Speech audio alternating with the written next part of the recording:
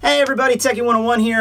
Before I started off the review this week, I felt like I should sort of elaborate on a certain comment I made in the last review. How did I put it? It was, if Rukia were to fight against Basby, she would be completely wrecked from 15 different directions. And don't worry, I'll be opening up all your hate mail in a future unboxing video. I have plenty of it. But you know, I wanted to elaborate on that comment because, you know, Rukia is my favorite character in this series. I didn't want you to think I was harping on her or anything. Basically, all I was saying was that... Oh my god! Rukia Kuchiki in my studio! Oh my god, okay, I have so much stuff I need you to sign. Wait, do you take, Visa, or... Wait, what are you doing with Oh, you play hard to get, don't you? Don't worry, I'm pretty good at taking the lightning shocks. You know, there's a Stern Ritter past couple chapters, she's been wrecking my day, but don't worry, I'm perfectly fine. That was just okay. What's with the... Okay, that was a little toasty.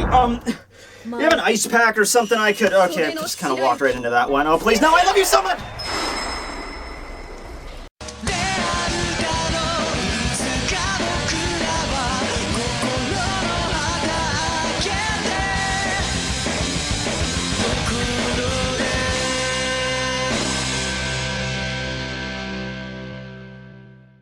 Hey everybody, Tekking101 here, here to review Bleach chapter number 587, entitled The Headless Star 6, opening up in color! So we get this pretty kick-ass color page here. It is war, of course. We have Chad hanging out there, and I have to say his outfit, I mean, pretty cool from the last chapter. Not really sure about the pink accents on the wings, but, you know, whatever. We have Urahime here. Oh, what the fuck? Okay. Sorry everybody, I kind of confused the chapter cover with some DeviantArt posts, so can we get the actual cover page of Urahime? No, that's seriously what you're giving me to work with here, Kubo? Why do I even try bothering writing jokes anymore? Okay,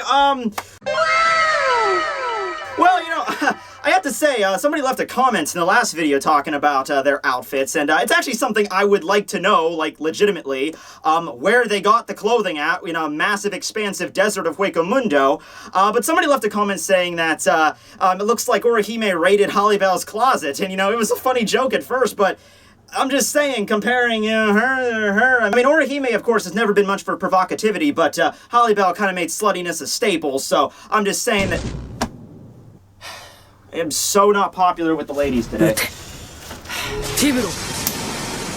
Okay, now I know some people are probably already harping on me, like, Tekking, just get to the freaking chapter, quit focusing on the cover page. You know what? I have some stuff to say about this. I really do. It honestly kind of bugs me. So, you know, it's freaking YouTube. You can just skim along the progress bar until I start talking about the chapter. I'll even throw a time code up here for you, just to make it all convenient. But, I just want to bring up a fact here, that here are pictures of Urahime throughout the course of the series. From the Substitute arc, to the Soul Society arc, to the Arrancar arc, to the Fullbringer arc. And... do you notice something? I mean, yeah, she changes outfits, you know, relatively, you know, more than any other character does. But there's nothing really, I mean, her outfits are unique too, but there's nothing really showing off any kind of skin. It just never really was in her character to do any of that stuff. And all of a sudden, Kubo just gives her this outfit and gives her this cover page. I mean, like, it's a little bit jarring. That's all I'm talking about. Like, think of a very, think of, like, I don't know, like Sakura from Naruto, or some character that doesn't really show off a lot of skin. If she just showed up in a chapter wearing a bikini, you know, you'd be like, that's a little bit... Okay, there was that one chapter where Urahime was wearing a bikini, but that was the beach episode, okay? Every anime or manga needs one fan-servicey beach episode, okay? It needs to happen. It could also be a bathhouse or a hot spring, actually, but the point is that this really just doesn't make any sense for her character to wear that. It looks like something that, you know, a 60-year-old man like Master Roshi or some shit would design to give to her, and then she wore it because it was the only thing available, okay? That's all I gotta talk about with it. It's just, it's a little bit weird. So chapter starts off with actually continuing from the end of the last chapter, which I love when they do this, where the end of last chapter had Uryu disappear, and the beginning of this one also has him, like, right about to vanish, and we just add a couple more lines of dialogue on Ichigo's side. He's like, wait, Uryu, what are you doing? Say something. You haven't said anything this whole damn time. What the hell? And then he vanishes in the flash of light, creating this huge hole over the Vandente, which then causes, I guess, a big, huge freaking shockwave to radiate around the area, which then prompts Urahime to activate her Santen Keshu and grab Ichigo in order to cushion their impact. I could make an airbag joke, but, yeah, let's just continue. We get the title page, Bleach 587, The Headless Star 6, and then it begins to rain. Psst. If you couldn't tell, the rain is symbolism. Don't say anything to anyone. Anyway, so Urahime gets back up and states, oh, we got blown away, Santen Keshu Nunal. That was a pretty big blast wave, huh? You gotta love her demeanor here to Ichigo. It's kind of like if you have a friend that's a girl and you have two guys that, you know, are just bickering and fighting, and the girl's the ones that's trying like, hey guys, come on, we can all be good now, we can all have fun, we don't have to fight, you know, that kind of trying to diffuse the situation, I guess, with Ichigo. So then she brings up that it's probably the Quincy boss person that's pretty strong now that I think about it, because he's the one that caused the shockwave. I don't know exactly what it is, maybe like opening up the portal or the key, whatever they were doing, caused like a big vacuum or a big shockwave or something in return. I don't know. Or maybe it was something that the Quincy's did to, you know, get Ichigo away from the palace so they couldn't follow him. Like Ichigo couldn't follow up the portal like directly. I don't know how that works. But anyway, of course, Ichigo's sitting there all solemn when Chad shows up and lifts him up over his head. Sorry, Ichigo, but your character's been kind of treading water for the past couple chapters, and I've always wanted to be the main character of this series. But Chad, wait, we've been best friends. You can't. There can only be one Ichigo!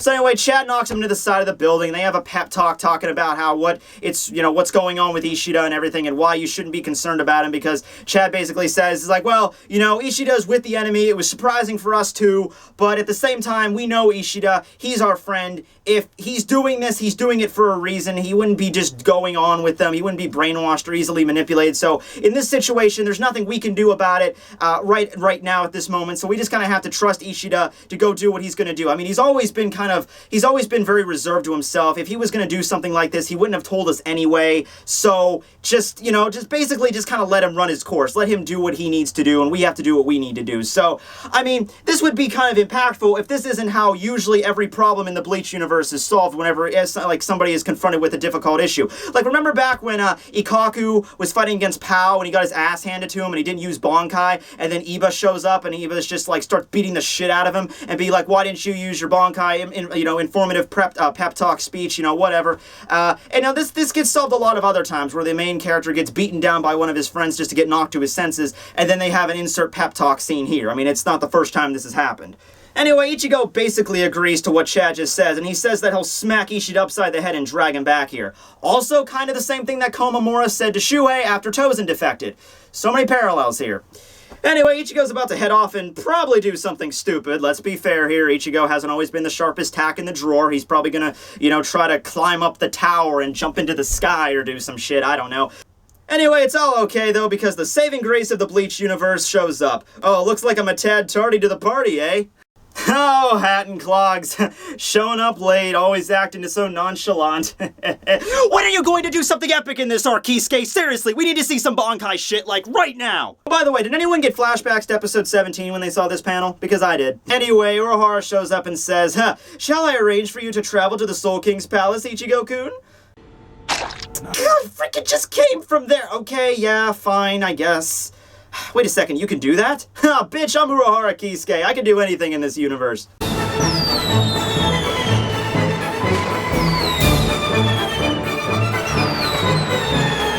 You want tickets to have a private meeting with God? I can provide. And you know what, I really have nothing to say to this, because anybody that doesn't think that Urahara would be able to send Ichigo and his group up to the Soul Palace through some other means other than ones we've already been established, apparently hasn't been watching Bleach for too long. This guy, given enough preparation and time, could do basically anything. He could make an H-bomb out of Play-Doh and a paperclip. I mean, seriously, I would not doubt him in the second if he was able to do that. I don't exactly know the methodology of exactly how he's going to send Ichigo and the team up there. He said he's going to get some tickets ready, so I don't know if it's like he's going to make another stairwell, or if it's going to be some teleportation shit, or if they're going to use like a similar method that Yuha did with the opening in the thing there. I don't know if they're going to summon like a giant epic pirate ship to come take them up. I don't freaking know. Maybe Kukaku will get involved. Maybe this is where we'll go loop back around to the Fullbringers, like they have to go back to Kukaku's house and she could do something to shoot them up there, and then, you know, Ganju and the other Fullbringers are like, okay, let's go for the ride, you know, shoot for the heavens, Shooting Star Project 3, bitch. I don't know, but, you know, it's probably going to be kind of neat because Urahara is involved. It's kind of hard to hate on the guy. Everything's usually epic when he's involved in the situation. Anyway, so yeah, like I said from the last chapter, we're not going to have a big epic melee with Bazby in the group. I think I even said something to like, oh, maybe there'll be like some huge big like tornado that comes in and separates all the fighters. I guess that's what basically happened. Thank you, Kubo. It's nice that you don't ever prove me wrong. So now we cut over to Rukia and Renji, who have been blasted away from the shockwave created by Yuha and Hashwalt, and they state that, oh yeah, we got blown away, so now they're fighting against none other than Bazby. Shut your pie hole, you fucking rooster! You know, it's funny that no one's ever made that comparison to Bazby yet. I mean, I compared him to a vulture for some reason when I could have just been comparing him to a rooster the entire time. But yeah, so, you know, Renji makes a bold declaration to him, and Rukia is in the little panel here, and I like her because she's, oh, Rukia, you're so kawaii. Anyway, Bazby becomes a little bit distraught by this comment that Renji just stated to him. He pops a couple veins there. I'm imagining he's having some kind of flashback to his childhood or something, like,